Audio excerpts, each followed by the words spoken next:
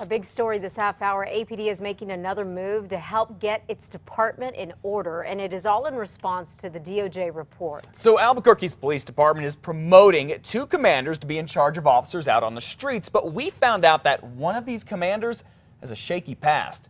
From now on, APD's leadership will have a chief, deputy chiefs, majors, and commanders. The majors are new here. Chief Gordon Eden says the change is in response to the Department of Justice report, which says officers need more supervision. The 2 new majors will keep tabs of officers in the field. That used to be the job of just 1 deputy chief.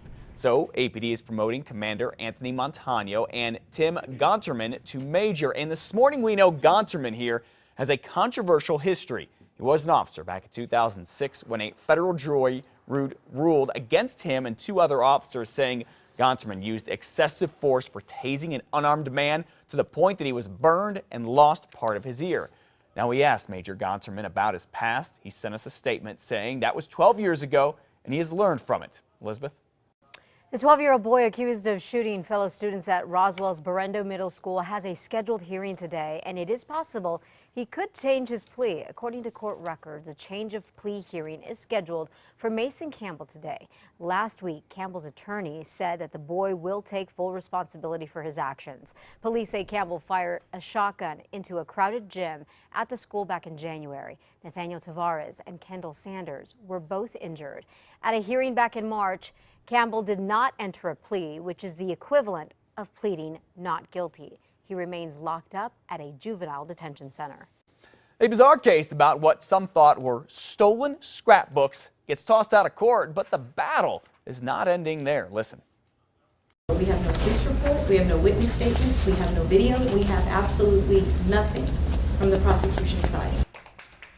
Floyd Watson and a group of supporters celebrated in court yesterday when the judge dismissed this case, saying there simply was not enough evidence there.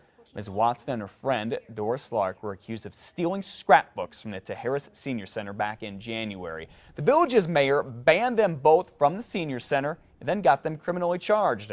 Doris insisted she paid for and made the scrapbooks, but she died late last month. Tijeras' mayor, Gloria Chavez, here says despite the case getting thrown out, Floyd Watson is still banned from the senior center, and the mayor says it's because Ms. Watson has a history of being a troublemaker. Bullies. You know, it's sad to say that, but it is, you know, where our seniors have been basically bullied by them. The mayor there says the village's council will talk about banning Floyd Watson from the senior center next Monday. Ms. Watson tells us she and Doris Lark never bullied anyone. Well, something fishy in Clovis leads to a massive bust of illegal trout. The Department of Game and Fish says officers seized 1,600 rainbow trout from a man this week. That is more than 160 times the legal limit of fish that you can have. Now, the fish came from Clovis City Parks, and cops say a man by the name of Bouncem Bath claimed he needed the fish to feed his family because he was short on cash.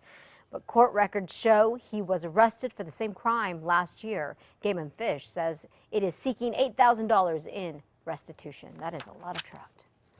All right, time right now, 5:35. Well, we love it when our state is put in a glowing national spotlight, a positive thing here. Yeah, that's happening this weekend right here on Channel 13 and CBS stations all across this country with Charles Osgood and CBS Sunday Morning.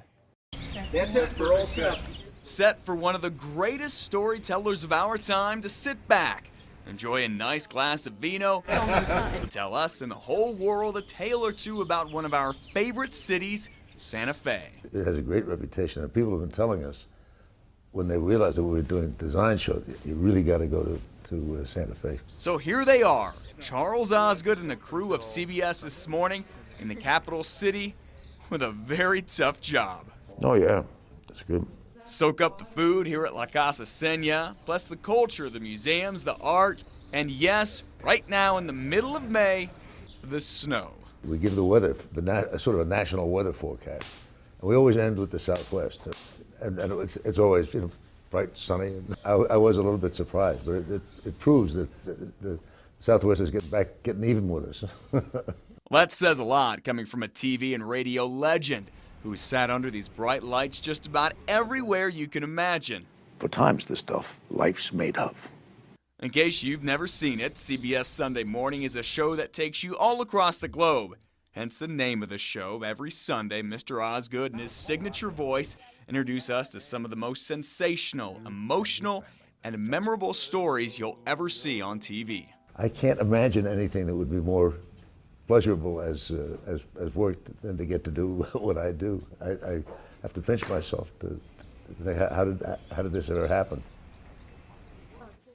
All right, you can check out CBS Sunday Morning, the Santa Fe edition, this Sunday at 8 o'clock here on Channel 13. All right, Octopus Car Washes are not locally owned anymore. One of the 6 washes, this one, Manal and Eubank, got national attention for its role in Breaking Bad. The Jerkins family, which had owned Octopus since 1967, sold it to Mr. Car Wash, a company out of Tucson. It's the largest chain in the country, and its final words were, "Have an A1 day."